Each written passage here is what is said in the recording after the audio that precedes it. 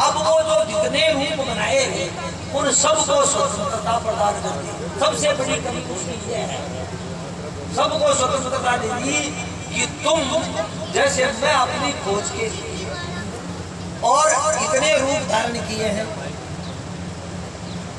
उसी प्रकार से एक काम करो, तुम भी खोज करो और मालूम करो, तुम जितना चाहो उतने बन जाओ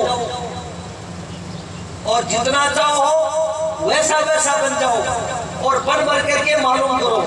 तो उसने क्या किया, गाय बनी, गाय बन करके अनुभव किया, गधा बना, घोड़ा बना, हाथी बना, कोई सरीसृप बना, ये जितने भी जानवर हैं, जितने भी और हैं, ये सब बन करके इसने अनुभव किया कि मुझे कैसा अनुभव है। वो परमात्मा तत्व को प्राप्त करने के लिए विविध प्रकार के रूपों को धारण करता है, अपने तत्व को जानने के लिए कि मैं कितना महान हूं, मेरा वास्तविक स्वरूप क्या है। भागवत के प्रथम श्लोक में है, जन्माद्यस्य यतोऽन्वयादि धर्तस्वभिज्ञेश्वरा तेने ब्रह्मरिधाय आदि कवये मुह्यन्ति यत्सूरयः तेजो वारिमृदां यथा विनिमयो यत्र त्रिसर्गो मृषा धाम्ना स्वेन सदा निरस्तकुहकं सत्यं परं धीमहि। जन्माद्य से है जिसके द्वारा उत्पत्ति, स्थिति और लय होता है। और जैसे कुम्हार माटी आदि का निर्माण करके घड़ा बनाता है, वैसे ये संसार बना हुआ है, झूठा है, वो घड़ा झूठा है। उस घड़े में केवल माटी है, पहले भी माटी थी, अब भी माटी है, लेकिन उसकी आकृति भिन्न है। उसकी क्रिया के कारण अब पानी उसमें ठहर सकता है, पहले उस माटी में पानी नहीं ठहरता था। अग्नि ने उसको पका करके और पानी को ठहरने की क्षमता प्रदान कर दी। तो यत्र त्रिसर्गो मृषा, जबकि ये त्रिसर्ग झूठा है, फिर भी ये सत्य की तरह प्रतीत होता है, सत्य दिखाई दे रहा है। जब वो घड़े में पानी ठहरा हुआ है तो कहते रहे, वैसे ही ये हम सत्य की तरह प्रतीत हो रहे हैं। हम लोग, ये रामू है, ये श्यामू है, ये घनश्याम है, ये विद्याधर है, ये पर्वतराज है, ये क्या नाम है, ये नाम लेकर के हम, ये काला है, ये गोरा है, ये उत्तम है, ये मध्यम है, ये अधम है, ये बूढ़ा है, ये जवान है। इस प्रकार से ये जो संख्याएं हमें प्राप्त हुई हैं, ये सब नारायण इस प्रकार से उसने विविध रूप धारण कर लिए और प्रत्येक को बहुत सारा होने के लिए दे दिया अधिकार। और तुम चाहो वैसे ही हो जाओ, जैसा तुम चिंतन करोगे, जैसे तुम संगति करोगे, उसी आकार को प्राप्त हो जाओगे, ये अधिकार दे दिया। अब ये विविध जीवात्माएं बन गई, पहले लाख हुई, फिर करोड़ हो गई, फिर अरबों खरबों हो गई। ये जगत सारा का सारा 84 लाख योनियां मनुष्य की मृत्यु के काल में, मनुष्य ही एक इसका जितने भी गुण हैं, जितने भी सुख और दुख के स्थान हैं, जितने भी प्रकार के उपभोग हैं, इनका निर्माण करने वाला केवल और केवल मनुष्य है।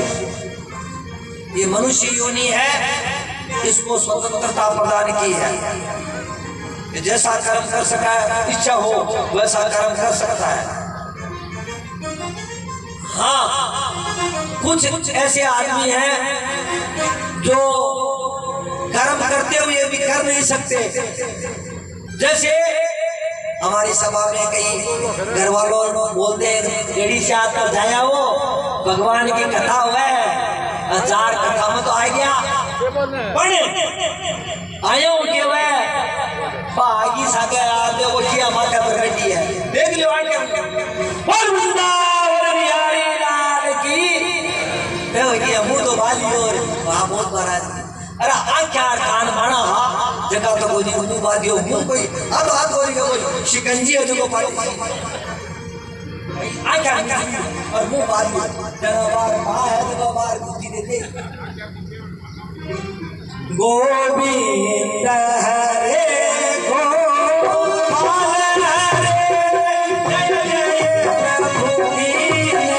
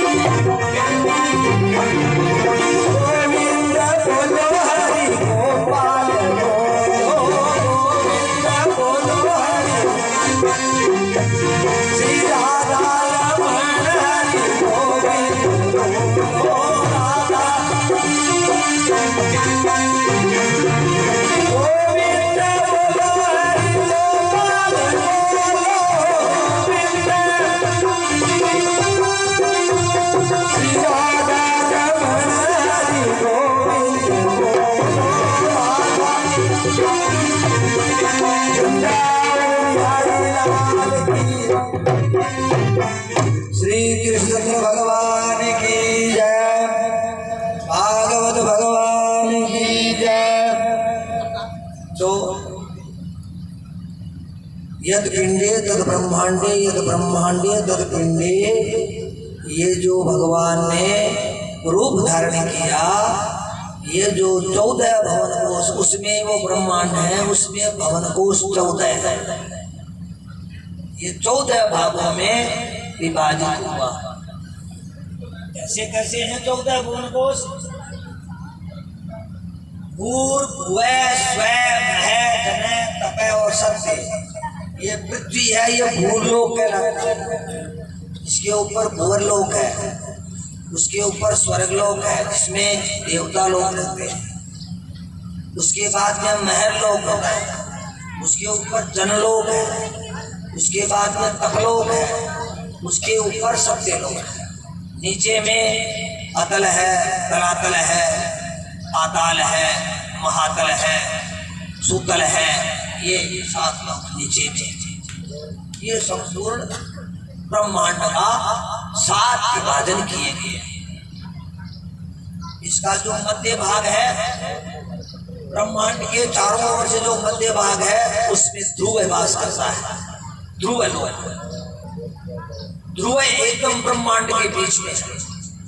सूर्य भगवान ब्रह्मांड के में उस ध्रुव के चारों ओर परिक्रमा काटते हैं।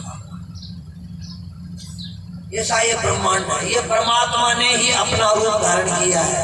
इसी ने ध्रुव बना है, यही सूर्य बना है, यही चंद्रमा बना है, यही नक्षत्र तारागण बने हैं।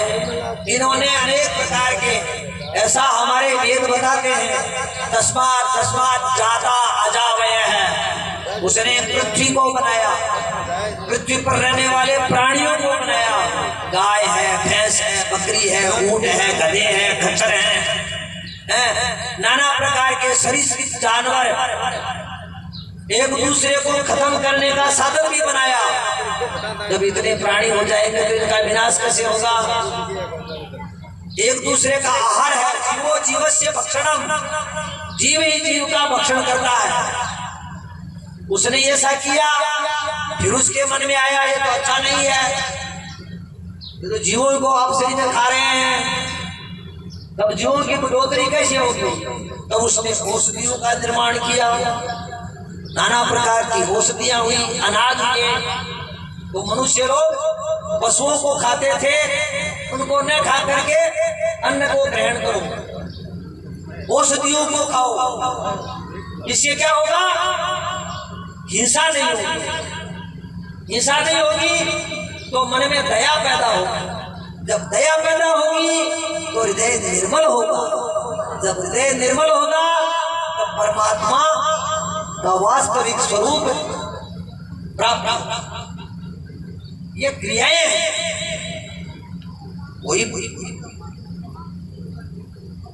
हमारे आमा से हम किसी चीज को खाते हैं और उसको आमा से स्वीकार करता है, उसका नाम अन्न है। अन्न शब्द का मतलब केवल हम बाजरा, मोट, गुवार या कोई गेहूं, जो ये इसका नाम ही केवल अन्न नहीं है। अन्न शब्द का अर्थ है आमा से जिसको स्वीकार करता हो, और आमाशय में जो पक जाता है उसका नाम अन्न है। तो विविध प्रकार के अन्न है, औषधीय अन्न है। हिंसा करके प्राणियों को मार करके खाते हैं, वो भी उनके लिए अन्न, उनका भक्ष्य है, उनके खाने योग्य है। हिंसक प्राणी खाते हैं। कुछ प्राणी ऐसे हैं जिनको हिंसक ही बना रहना है, जैसे सिंह, वो घास नहीं खा सकता, खा ही नहीं सकता, वो अन्न नहीं खा सकता, वो केवल जीव की हिंसा करके मांस ही खा सकता है। ऐसे भी बनाए लेकिन वो किंचित है, थोड़े से हैं। अगर ज्यादा अधिक हो जाए तो संपूर्ण विश्व में कोई प्राणी बचेगा भी नहीं और वो भी मर जाएंगे भूख मर करके। तो सृष्टि में परमात्मा ने ये सब सृष्टियां बनाई ज्ञान प्राप्त करने के लिए।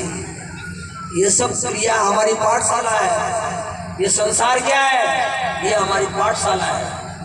इससे हम अनुभव करते हैं। कहीं जाते हैं, रास्ते में पत्थर पड़े हैं, ठोकर खाएंगे, गिर जाएंगे, इसलिए हम क्या करेंगे? मार्ग का निर्माण करेंगे, रास्ता बनाएंगे, सड़क बनाएंगे।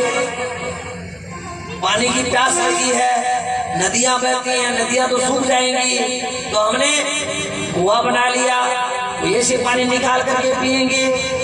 ये सब साधन व्यवस्थाएं जो है वो परमात्मा के द्वारा ही है।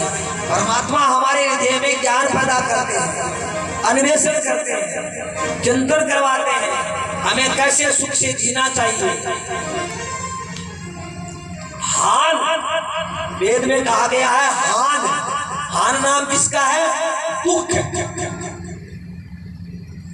दुख से निवृत्ति प्राप्त करना चाहता है जीवात्मा। परमात्मा ने क्या पैदा कर दिया? हान पैदा कर दिया।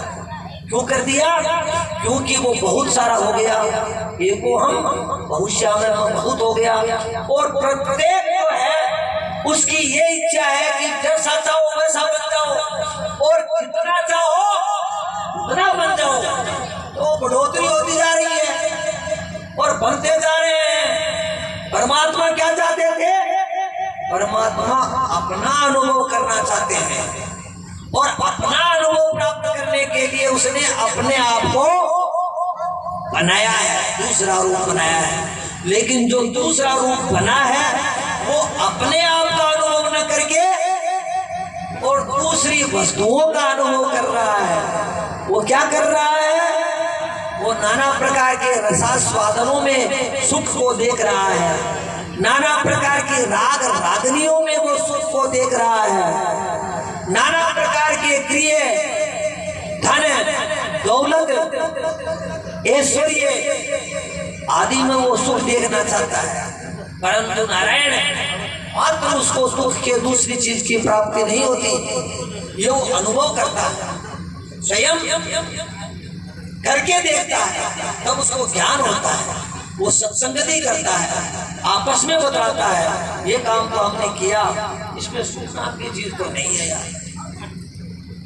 कल मैं जिस पुत्र को पाल रहा था, लालन पालन किया, उसको बड़ा किया, मन में सोच रहा था कि ये पुत्र मेरा बुढ़ापे में सहारा होगा, उसने बीच में दीवार खींच ली, वो तो पड़ोसी बन गया।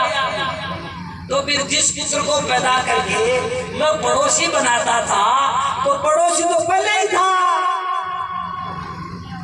मेरा पड़ोसी तो कोई था, उस पड़ोसी को से ही मैं काम निकाल लेता, फिर एक अलग से नया पड़ोसी पैदा करने की मुझे क्या जरूरत थी? मेरा पुत्र तो मेरा पड़ोसी बन गया, वो तो अलग हो गया। अब तो वो कहता है कि मेरे बाल बच्चे नहीं है क्या?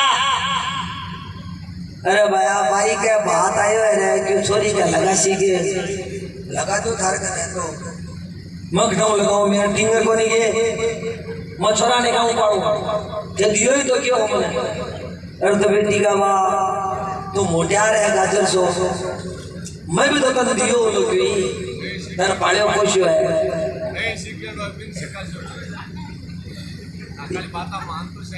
तो इसलिए ये क्या है? ये दुख है, हान है, इसको हान बोलते हैं। और ये जीवात्मा हान उपाय ढूंढता है। हम सब ढूंढ रहे हैं, हम परमात्मा को ढूंढ रहे हैं, ढूंढ परमात्मा को रहे हैं, लेकिन हमारा रास्ता दूसरा है। हम नाना प्रकार के रसास्वादनों में परमात्मा को देख रहे हैं, सुख को देख रहे हैं, लेकिन उसमें नहीं है। हम नाना प्रकार की ऊंची ऊंची अट्टालिकाओं में, बड़े बड़े महलों में परमात्मा को देखना चाहते हैं, सुख को देखना चाहते हैं, लेकिन उसमें नहीं है। इसका मतलब हम मकान नहीं बनाए, हम भोजन नहीं करें, हम गृह दृष्टि को नहीं रखें, हमारे पुत्र नाती आती नहीं होने चाहिए। ये सब की आवश्यकता है। तुम अकेले जी नहीं सकते, अकेले जीवन को धारण नहीं कर सकते जब तक तुम्हें ज्ञान नहीं हो जाता, जब तक तुम परमात्मा को प्राप्त नहीं कर लेते, जब तक तुम्हारी आयु शेष नहीं हो जाती, तब तक तुम्हें मित्र की आवश्यकता है, सहारे की आवश्यकता है। क्योंकि मित्र से अब तुम मित्र बन करके ही और उनकी भुजाओं के द्वारा, भाई खेत में काम करने के लिए जाते हैं, केवल दो हाथों से तो हम कर नहीं सकते, हमें पशु भी चाहिए जो हल जोतने के लिए, हमें मित्र भी चाहिए, पड़ोसी भी चाहिए है, हमारे पुत्र नाती भी चाहिए। हम खेत में आगे चले जाएंगे, पीछे से रोटी लेकर के आने वाला भी चाहिए, हमारी सुरक्षा करने वाला भी चाहिए, हमने कुछ बटोरा है उसकी रखवाली करने वाला भी चाहिए, हमें सब कुछ चाहिए। लेकिन चाहिए का मतलब हम उस परमात्मा को प्राप्त करने के लिए हम जो भोजन करते हैं, उसको अन्न खाने के बाद में हमारा मन में ये कल्पना होना चाहिए कि हम परमात्मा का चिंतन करें। हम अपने पुत्र में, हम अपने भाई में, हम अपनी पत्नी में, हम अपने पिता में, हम अपने मित्र, हमें अपने पड़ोसी में, हमारे शत्रु में, सबने परमात्मा को देखा, क्योंकि हम परमात्मा के अंश हैं। परमात्मा को प्राप्त करना चाहता है, तुम नहीं चाहते। परमात्मा जो उसने एक विशाल पिंड बना, विशाल आकृति बनाई है, वो एक होकर के बहुत हो गया, वो बहुत हुआ। हमें क्या दे गया? हमें ये दे दिया कि तुम जैसा चिंतन करोगे वैसे ही हो जाओगे। परमात्मा का चिंतन करोगे, परमात्मा हो जाओगे, और विषयों की चिंता करोगे तो विषयी बन जाओगे। इसीलिए कहते हैं अंत में जैसी मति होती है वैसी ही प्राणी की गति होती है। बड़ी सुंदर बात है, वेदांत है इसमें, छोटा सा दोहा है लेकिन बहुत विशाल है। इसके बारे में सोचना चाहिए। क्या कहते हैं? ये कहते हैं कि गुरुओं को कीजिए दंडवत, कोटि कोटि प्रणाम। गुरु को कीजिए दंडवत, कोटि कोटि प्रणाम। अरे कीट न जाने भृंग को कर दे आप सब। ये विद्या हमारा परम गुरु भंवरा है। हमारे कितने गुरु हैं? एक तो कुम्हार हमारा गुरु है। इस सृष्टि में वेदांत जो है, वेद का जो अंतिम स्वर है, ये मजाक नहीं है, ये सच्चाई है। कुम्हार ने ये बता दिया कि वास्तव में मिट्टी है, मिट्टी थी और मिट्टी ही रहेगी, लेकिन इसके संस्कारों के प्रभाव से ये जो झूठी है वो भी सत्य की तरह प्रतीत होती है। एक सुधार, ये भी हमारा गुरु है, इसने भी बता दिया केवल सुवर्ण है, लेकिन उसका कुंडल बना दिया, उसकी सत बना दी, नाना प्रकार की आकृति बना दी। और सोना है, वो बेचारा सोना ही था, लेकिन उसको क्या कर दिया? उसकी कभी तो उसको नथ बना दी, कभी कुंडल बना दिए, कभी हार बना दिया, कोई कहीं का उसका कुछ बना दिया, उसके नाना प्रकार के नाम रख दिए गए। वैसे ही हम परमात्मा के रूप हैं, लेकिन संस्कारों के प्रभाव से, कर्मों के प्रभाव से कोई ब्राह्मण कहलाता है, कोई क्षत्रिय कहलाता है, कोई शूद्र कहलाता है, कोई पिशाच कहलाता है, कोई दुष्ट कहलाता है, कोई महात्मा कहलाता है। क्या है? कर्मों का प्रभाव है, संगति का प्रभाव है। जैसे सोने ने जैसी आकृति की संगति की, उसी प्रकार की वो आकृति को प्राप्त हो गया। और सबसे बड़ा गुरु भंवरा है। भंवरे ने ये बता दिया प्राणी को कि तुम जैसा चिंतन करोगे वैसे ही हो जाओगे। और ये लठ ला करके, पकड़ करके, भंवरा अपने पैरों में पकड़ करके लठ को लाता है और ला करके, और वो रेत को जो मिट्टी का बनाया हुआ जो उसका घर है, उसमें उस लठ को बंद कर देता है। और वो लठ को कुछ खाने के लिए भी नहीं मिलता, पीने को भी नहीं मिलता, और केवल गर्म हवा उससे बंद है। वो अंधकार चारों ओर व्याप्त है उसके, उसको बंद कर देता है और चारों ओर गुंजायमान होता है। तब वो भंवरे की लठ कल्पना करती है कि ये आवाज कहाँ से आती है? आवाज बाहर से है। भीतर में भी उसके आकाश है, आकाश का खाली स्थान का है, भीतर में वो तोता है, इसीलिए उसमें लट रह रही है। वो लट कल्पना करती है, चिंतन करती है कि आवाज कहाँ से आ रही है। चारों ओर देखती है, कुछ दिखाई नहीं देता, चारों ओर तो बंद है। तो कहती क्या कि ये आवाज यहीं से आ रही है। अरे यहाँ से कहाँ से? बोले यहीं से आ रही है। तो कहाँ से आ रही है? ये मेरी में से आ रही है। तेरी में से कैसे आ रही है? बोले मेरे पंख से आ रही है। मेरे पंख कैसे? ये कल्पना करते करते वो भंवरा बन जाता है और गुंजायमान होता है। इसलिए कीट न जाने भृंग को, वो कीड़ा भृंग को नहीं जानता कैसा है, लेकिन कर दे आप समाध, क्यों? चारों ओर गुंजायमान होता है। वैसे ही गुरु की जब कृपा हो जाती है तो वो प्राणी नहीं जानता कि गुरु की पराकाष्ठा क्या है, लेकिन उसको धीरे धीरे धीरे धीरे उसको सिखाते सिखाते योग मार्ग में ला करके परमात्मा के प्रति उसकी आस्था बढ़ाते बढ़ाते उसमें इतना भय हो जाता है। देखो भय बिना प्रीत नहीं होती।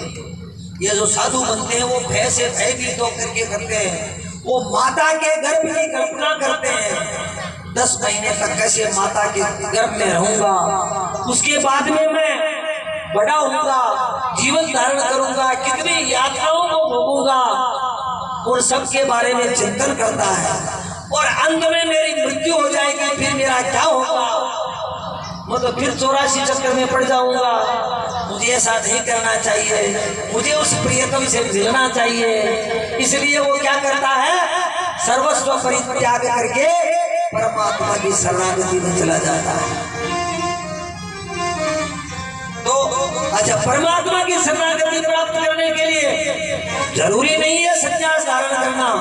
हम अपने घर में ही परमात्मा को देख सकते हैं, केवल विचार करने की आवश्यकता है। परमात्मा तो पत्नी में भी है, परमात्मा पति में भी है, परमात्मा भाई में भी है, परमात्मा सास और ससुर में भी है, परमात्मा पुत्र और पौत्र में भी है, परमात्मा उस बहू में भी है। वो परमात्मा मैं मान करके वो भोजन बनाना है, घर में सब साफ सफाई करनी है, लालन पालन करना है, उनमें परमात्मा के प्रति भाव करते रहो कि मैं ये सेवा कर रहा हूँ, ये मैं मेरे पोते का लालन पालन नहीं कर रहा, ये मैं परमात्मा की सेवा कर रहा हूँ बस। इसीलिए हमें क्या सिखाया, हम रसोई बनाते हैं, पहले अग्नि को पूजते हैं, भगवान को भोग लगाते हैं, और भगवानमय होकर के हम भगवान को प्राप्त करते हैं।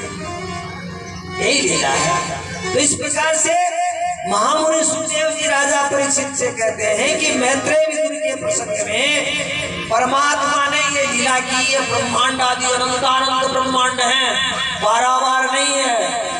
जितने ब्रह्मांड है उतने ही ब्रह्मा है, एक ब्रह्मा नहीं है। उतने ही शिव हैं, उतने ही विष्णु हैं, उतने ही स्वर्ग आदि लोग हैं, कोई पारावार नहीं है, इसको कोई गिन नहीं पाया। हमारे ब्रह्म निवर्तन पुराण में एक बड़ा सुंदर व्याख्यान आता है। ब्रह्मा जी महाराज के मन में विचार आ गया। ब्रह्मा जी ने देखा मैं क्यों झूठी ये सृष्टि करता हूँ, मैं जितनी रचना करता हूँ ये तो अंत हो जाता है इसका, मैं रोज रोज बनाता ही रहूंगा। गाँव वाला जार के मैं रोजीना है घड़ा घड़े बनाओ, थक तो 2 घड़ी लागे, डबडे को देर छोड़ दियो, अनबेरो एक घड़ो बनाओ जा कतो जोर आवे, भले तो खदेड़ा मुजार खोद लो, पचमी भेवो, फिर पकाओ गुंदो भी बुरी तरह, फिर भी एकदम मुलायम हो जाए, फिर दूसरी जगह से पहले पानी कमती हो, फिर सीधी हो, फिर भी गिल्ली गिरी, फिर काठी काठी हुई, और त्यार हुई जना भी के बाद में और भी मन लोच भलाई दियो जड़ा जार, फिर जो रखी, फिर भी घुमा घुमा तैयार करी, कब तो जोर आएगा तुम तो एक घंटे को दियो और फोड़ दियो। अरे जोर कब तो आवे है घोड़ो बनाओ में। ब्रह्मा जी बोलिया आई कोई बात है, सृष्टि करूं सोरो काम है ये, मैं तो नहीं करूं यार, विष्णु भगवान ने कियो। बोल दो को महाराज मेरे ऊपर नहीं, अब तारी सृष्टि जाने थे जानो कोई दूसरे ब्रह्मा ने बताओ। विष्णु भगवान बोले मेरे बस की बात नहीं है। तो बोले किसकी बात है, बोले शिव जी के पास जाओ। बोले वो कौन है, बोले वही सब नियंत्रण है, सृष्टि खत्म तो वही करते हैं, उनके पास जाओ। शिव जी के पास गए, शिव जी महाराज ने कहा मेरे बस की बात नहीं है भाई, मैं तो नौकरी करता हूँ, तुम्हें सृष्टि नहीं करनी है तो कहीं और कहीं जा करके मालूम करो, किसके पास जाऊं ये मुझे भी मालूम नहीं है, तुम जिसकी नौकरी करते हो उसके पास जाओ। तो बोले आपकी नौकरी नहीं करता, बोल नहीं। तो विष्णु भगवान की, बोले नहीं। तो किसकी नौकरी करता हूँ, बोले मेरे को क्या मालूम, जिसकी नौकरी करते हो उसके पास जाओ। मेरे को क्या मालूम किसकी नौकरी करते हो। शास्त्री नारद जी महाराज बोले नारद मैं किसकी नौकरी करता हूँ, आप किसकी नौकरी करते हैं। आप तो गोलोक धाम में भगवान श्री कृष्ण हैं जो कारण सृष्टि है, जिसके द्वारा अनंतानंद सृष्टियां होती है, उनकी आपकी नौकरी करते हैं। आपको तो उसी ने बनाया है। बोले वो कहाँ है? बोले आप मालूम करो, ध्यान करके चिंतन करके मालूम करो। वो चिंतन करके वहां गोलोक पहुंच गए। गोलोक में जाकर के और वहां गोलोक के दरवाजे पर जाते ही रेत लिए हुए गोपिकाएं खड़ी हैं। उनको जाकर के कहा यहाँ का मालिक कौन है? बोले यहाँ का मालिक तो राधा है। तो बोले मैं नौकरी छोड़ने के लिए आया हूँ। बोले कहाँ से आए हो?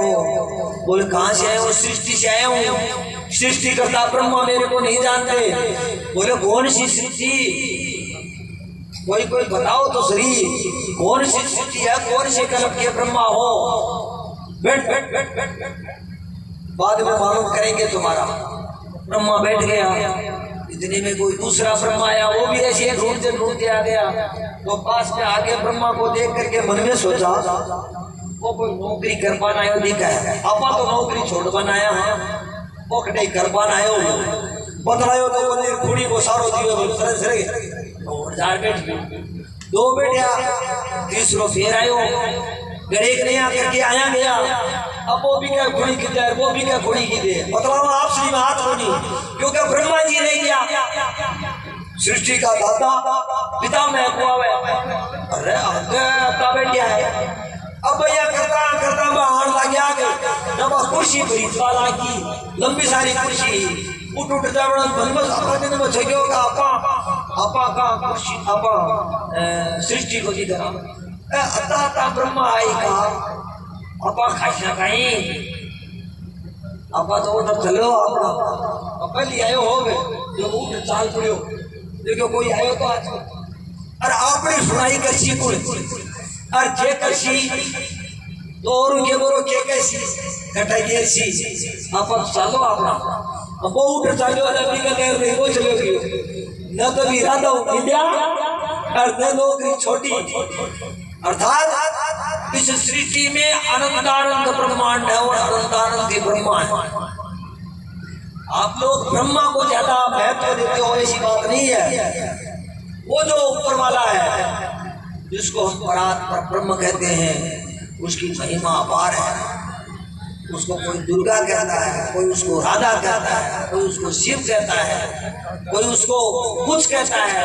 वो ए नाम और ए रूप है, उसका कोई नाम नहीं है। नाम तो हमने निकाल रखा है। ए रूप है, उसका कोई रूप नहीं है। वो अनंतानंद रूपों को धारण करने वाला है। ऐसे भगवान के द्वारा सर्वप्रथम क्या हुआ? जब ब्रह्मा जी महाराज प्रकट हुए, अब एक सृष्टि की बात चालू होती है कि जब सर्वप्रथम ब्रह्मा जी प्रकट हुए तो उनके मन में हुआ क्या है, किधर है? तो चार हाथ हो गए, दो नेत्र हो गए, चारों तरफ देखते हैं तो पानी पानी है, समुद्र के ऊपर है वो कमल के फूल के बीच में कमल लाल नीचे है। ब्रह्मा जी ने देखा मुझे क्या करना चाहिए, मैं कहां से आया, मैं कौन हूं, यह मन में संकल्प होता है। तो वो क्या करते हैं, पानी की तरफ नीचे गिर पड़ते हैं। जो ही वो पानी में गिरते हैं तो पानी में आवाज होती है।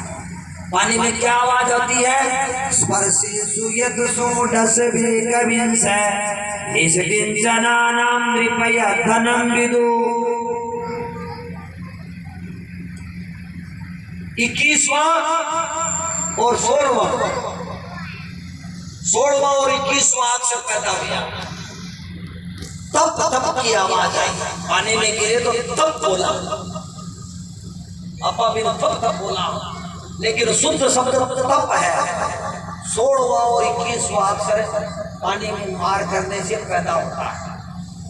सबसे पहले तप शब्द का पता करके ब्रह्मा जी ने देखा ये क्या है, कहां से आया, क्या हुआ, ये शब्द कैसे पैदा हुआ। वो घबरा करके वापस बैठ गए, ध्यान में लग गए और ध्यान में ही अपने आप को मन में सोचते हैं कि मैं देखूं ये कमल में बैठा हुआ, मैं मेरे 4 मुख हैं। वो कमल नाल से नीचे उतरते हैं, वो कमल नाल से नीचे उतरते हैं तो वो शुक्ल नाम में चले जाते हैं। और सुतरलोक में एक 8 भुजा धारण करने वाला शेष की सैया पर सोया हुआ एक भगवान को देखते हैं। उसके चारों ओर भंवरे गुंजायमान हैं। उसके नंद सुनंद आदि पार्षद गुणानुवाद गाते हैं। लक्ष्मी उसकी पंचमती कर रही हैं। नारद आदि प्रकृति गण उनकी वीणा से भगवान का कीर्तन कर रहे हैं। ऐसा देख करके ब्रह्मा ने उसके सामने हाथ जोड़ा, प्रार्थना की। भगवान बोलते हैं कि मैंने तुम्हें बुलाने के लिए ये सब किया है। मैं तुम्हें ये बताता हूँ, भागवत धर्म बताते हैं कि जो जहां जैसा जिसके द्वारा जिसमें होता है वह सब मैं हूँ। 7 प्रकार के कारक हैं, करता भी मैं हूँ। मेरे लिए ही होता है, मेरे द्वारा होता है, मैं ही उसमें निहित हूँ। और वो जो होता है वो मेरा ही है और मेरे में ही होता है, मेरे द्वारा ही होता है और मेरी ही उसमें पहुंच है। मेरे द्वारा मेरे सिवा कोई नहीं है, करता भी मैं हूँ। जिसके द्वारा किया जाता है वो भी मैं हूँ, जहाँ किया जाता है वो भी मैं हूँ, जिसके लिए किया जाता है वो भी मैं हूँ, जिसका किया जाता है वह भी मैं हूँ। मेरे सिवा कोई नहीं है, मैं सब ये ज्ञान है।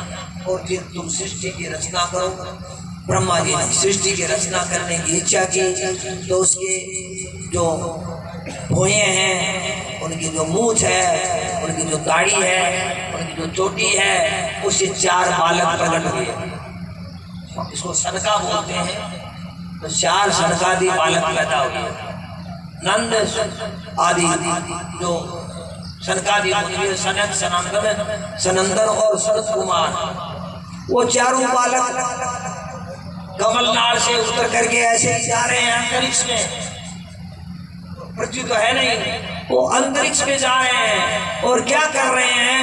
हरे राम राम राम हरे हरे, हरे कृष्ण कृष्ण कृष्ण हरे हरे, ऐसा कीर्तन करते हुए जा रहे हैं। ब्रह्मा जी ने कहा क्या करते हो?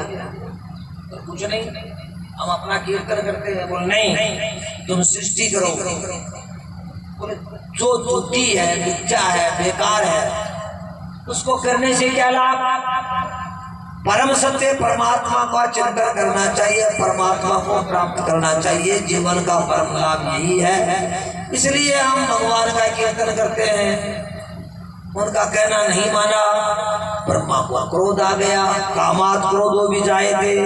जब कामना होती है और उस कामना की पूर्ति नहीं होती तो क्रोध प्रकट होता है। ब्रह्मा जी को क्रोध आ गया। क्रोध क्या है? वो भूओं के बीच में आता है। क्रोध क्या होता है? विनाश का रूप होता है। वो रुद्र प्रकट हो गया। रुद्र प्रकट हुआ तो रुद्र को कहा कि बेटा तुम जन्मते ही रोने लग जाता है, तो बोल तू रो मत। तो बोल क्या करूं? बोलो तुम 1 हो, 11 हो जाओ। 11 हो गया, अब क्या करूं? बोलो तुम बहुत सारी सृष्टि करो। तो उसने भूत प्रेत पिशाच डाकिनी शाकिनी ब्रह्म राक्षस बेताल पुष्पांड भैरव राक्षस आदि को प्रकट कर दिया। ये सब तामसी सृष्टि हो गई। अब उनको भूख और प्यास लगती है, क्या खाएं? कुछ खाने के लिए नहीं है, तो इधर उधर दौड़े। तो ब्रह्मा जी थे, उनको खाने के लिए भागे। कमल के बीच में ब्रह्मा है, उनको खाने के लिए दौड़े। तो कुछ उनमें बोले रे ये हमारे पितामह हैं, इन्हीं के द्वारा हमारी उत्पत्ति है, इनको मत खाओ। तो जक्षत तुम, और कुछ बोले रक्षत तुम, कुछ तो बोले खा लो यार, भूख लगी है, क्या खाएंगे? और दूसरे बोले नहीं रक्षत तुम, इनकी रक्षा करनी चाहिए। तो वो यक्ष और राक्षस हो गए। ब्रह्मा जी ने देखा खा रहे हैं, क्या करूं? परमात्मा का ध्यान किया, चिंतन किया, हे भगवान ये तो मुझे खाने के लिए आए हैं। तो बोले तुम इस शरीर का परित्याग कर दो, तुम इस शरीर को छोड़ दो। तुम क्या कहाँ खा जाएंगे? तुम्हें ये तो शरीर को खाने के लिए आ रहे हैं।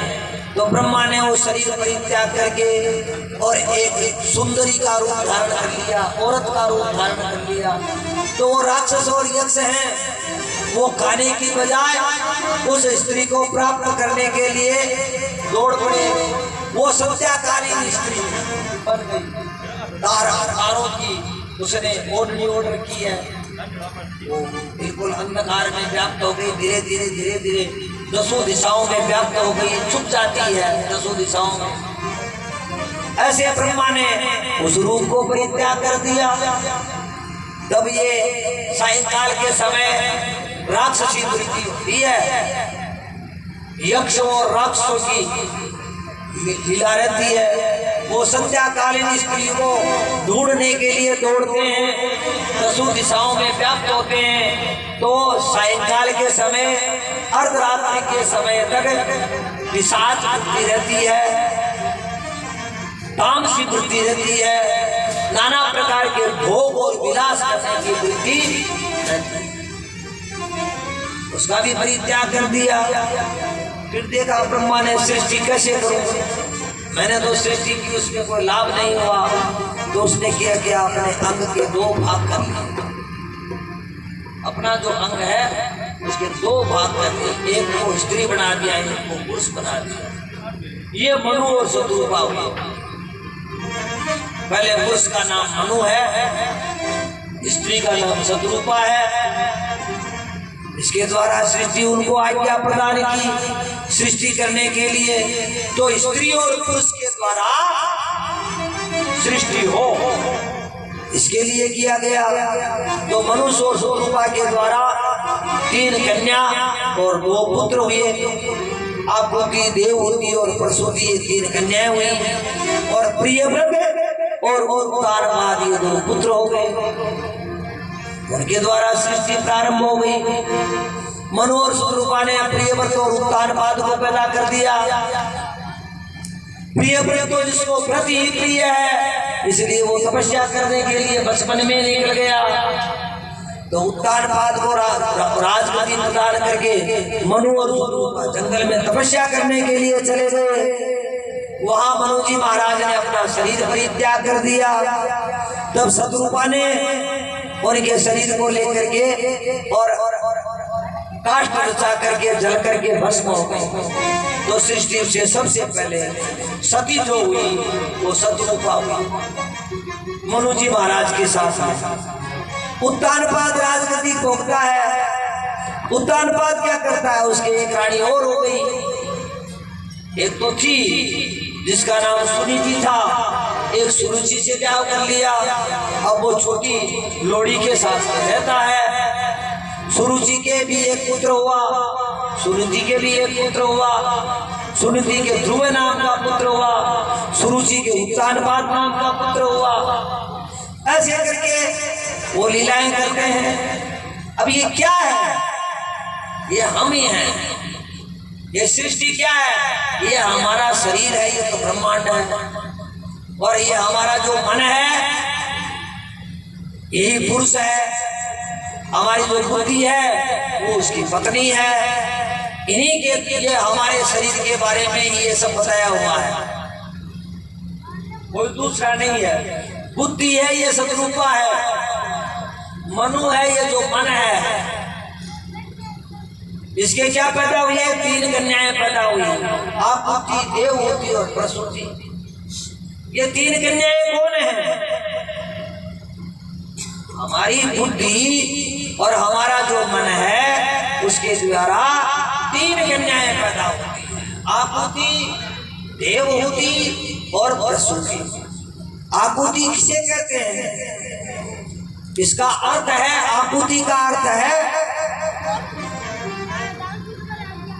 ज्ञानमयी बुद्धि, सरल, अच्छे कर्म करने की प्रवृत्ति। देवहूति जिसमें नाना प्रकार का ऐश्वर्य और सदाचार, लोगों को सुख प्रदान करने की इच्छा पैदा होना, ये हमारे बुद्धि से तो पैदा होता है। कुछ लोग ऐसे होते हैं जो रास्ते में चल रहे हैं या कोई मेले में है, उनको खिलाते हैं, खूब कमाते हैं, फिर लोगों को भंडारा लगा करके खिलाते हैं। रास्ते में चल रहे हैं, उनको पानी की व्यवस्था करते हैं। वो क्या है?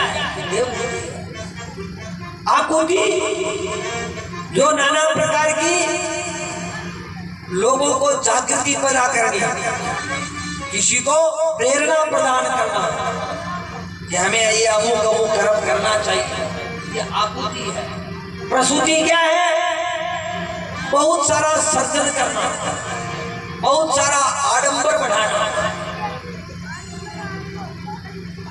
नाना बहुत सारी, जैसे हमारे देश में बहुत सारी कंपनियां हैं, उस कंपनी को बनाया तो एक आदमी के बजाय हजारों आदमी काम करें, हजारों का भरण पोषण हो, उत्पादन बढ़ाना, उनके द्वारा लोग आकर्षित होकर के व्यापार बढ़ाएं। ये क्या है? ये प्रसूति है। नाना प्रकार की सृष्टि की रचना करना, नाना प्रकार की आकृतियों को बढ़ाना, नाना प्रकार की वैरायटियों को पेश करना, ये बुद्धि है, वो अन्वेषण करती है, मैं इस प्रकार से पेश आऊं, ये प्रसूति है। और प्रियव्रत और उत्तानपाद, ये दो पुत्र हैं। प्रियव्रत अर्थात जिसको व्रत ही प्रिय है, उत्तानपाद जिसका पद पर है, ऊंचे पद को प्राप्त होना, संकल्प ही पुत्र होता है। मनुष्य का संकल्प पुत्र कहलाता है। संकल्प कितने प्रकार के होते हैं? मनुष्य के दो प्रकार के संकल्प हैं। पहला संकल्प कौन सा है?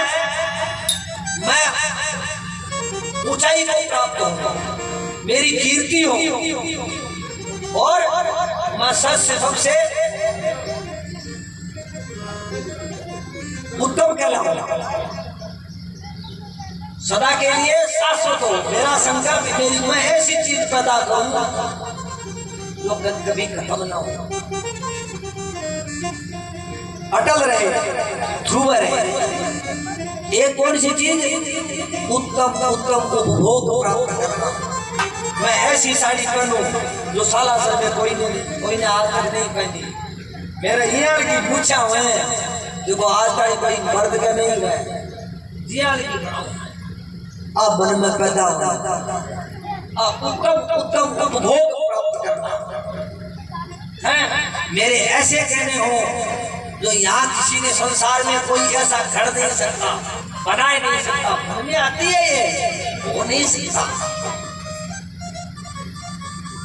ये उत्तम उत्तम उपभोग प्राप्त करना, ये संकल्प है, ये पैदा होते हैं हमारे मन में, इस सतुरता के साथ में, इस बुद्धि के साथ में। भागवत में तो जाऊं पर मैं दिखूं, जिया गाना में गाए ने तू ही दिखे है, जिया मैं दिखूं। मेरे का नहीं देखा लो, वाह क्या बात है। मेरे का नहीं घना ही देख सी बेटी का बाप बड़ो सारो चढ़ाओ चढ़ा दे, देखियो रो तारी पिया हो चढ़ाए कदे कोई चढ़ाओ वह कोई बात जरा देखा कहानी तो ये सब क्या है? हमारे शरीर पर है। तो ये सृष्टि का क्रम यहाँ से चालू होता है। ये एक सृष्टि है, ये ब्रह्म कल्प की सृष्टि के बारे में है। कल्प बहुत प्रकार के हैं। ब्रह्मा अभी जो सृष्टि जो चल रही है हमारी, हम जिस सृष्टि में रहते हैं, महामुनि सुखदेव जी महाराज राजा परीक्षित को बताते हैं कि जिस सृष्टि हम हैं उस सृष्टि में ये ब्रह्म कल्प श्वेत वाला कल्प है। ये वरा है, भगवान अवतार लिया सबसे पहले और पृथ्वी का उद्धार किया वराह बन करके।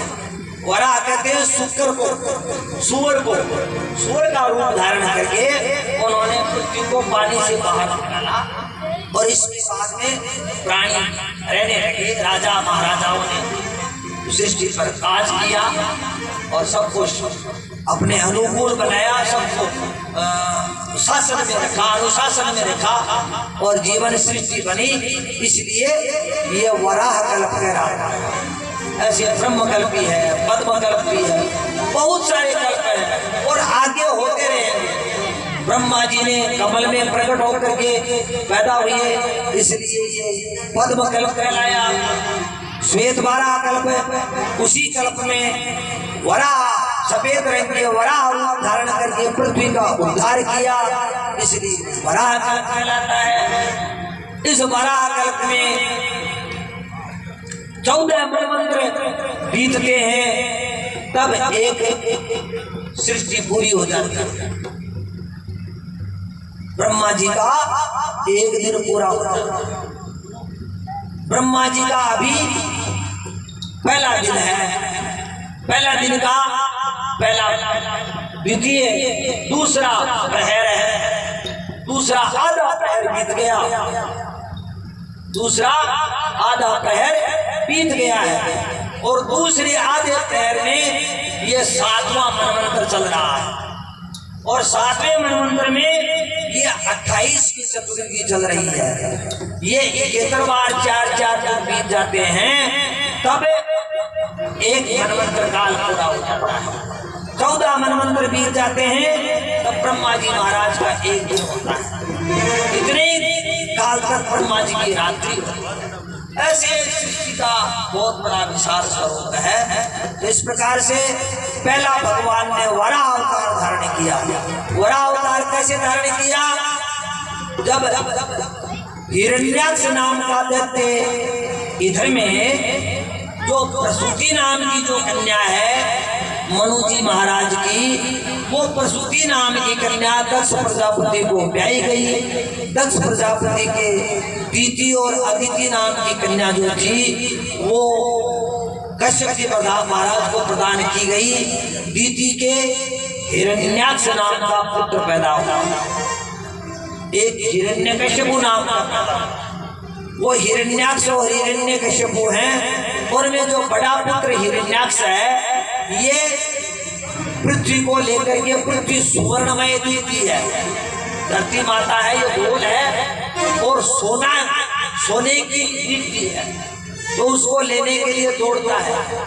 इधर भगवान वराह अवतार धारण करके हिरण्याक्ष का वध करते हैं और उस पृथ्वी को चुरा करके और अपनी कला के माध्यम से, अपनी शक्ति के माध्यम से उसको धारण करते हैं।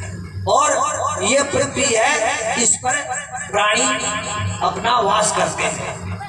तो इसलिए पहला जो मनवंतर हुआ, पहला भगवान का अवतार हुआ, वो वराह, और वराह अवतार धारण करके और उसको हिरण्याक्ष का वध किया। हिरण्याक्ष कौन है? हिरण्याक्ष और हिरण्यकश्यपु ये भगवान के द्वारपाल थे। वो जो सनक, सनंदन और सनतसुर और सुकुमार, ये चारों जो भाई थे जो ब्रह्मा के सनकादि से पैदा हुए, ये भगवान का पहला अवतार है, सनकादि अवतार। दूसरा वराह अवतार है। सनकादि मुनि क्या किए? वैकुंठ में गए। वैकुंठ में 2 द्वारपाल थे, द्वारपालों ने रोक दिया। वो तो नंगे धड़ेंगे हैं, न तो उनके गले में जनेऊ है, न उनके कोई गोपीन है, बिल्कुल माँ के जल में आवे का टापर। 5 वर्ष की अवस्था है उनकी, 5 वर्ष से भी छोटे हैं। और कीर्तन करते हुए वो द्वार में प्रवेश करने लगे।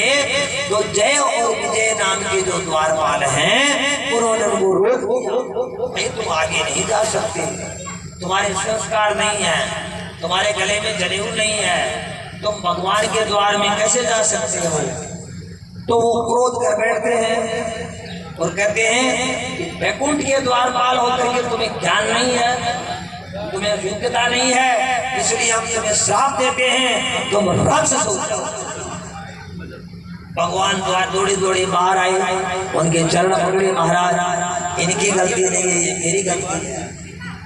कोई भी सेवक गलती करता है उसका खामियाजा स्वामी को भोगना पड़ता है।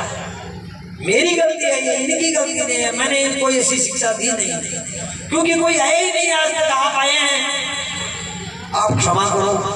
सरकारी मुनि बोले महाराज हमारी गलती हो गई, हमारे में ऐसे अचानक ही क्रोध आ गया, तो श्राप दे दिया, हमारी बात झूठी हो जाए। बोले नहीं नहीं, झूठी नहीं हो सकती, आपके वचन झूठे कैसे हो सकते हैं? तो बोले एक काम करो, ये बैर भाव करके रहेंगे तो 3 जन्म धारण करके और ये वापिस आपके द्वारपाल बनेंगे, और अगर शत्रुता नहीं करेंगे तो इनको 7 जन्म धारण करना पड़ेगा।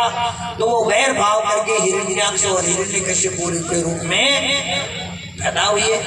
हिरण्याक्ष के रूप में भगवान वराह ने धारण करके अवतार और हिरण्याक्ष का वध किया, और वो देखते देखते ज्योति भगवान में लीन हो गई। इस प्रकार से भगवान का पहला अवतार सनकादि अवतार हुआ, और दूसरा अवतार हिरण्याक्ष को मारने के लिए वराह अवतार हुआ।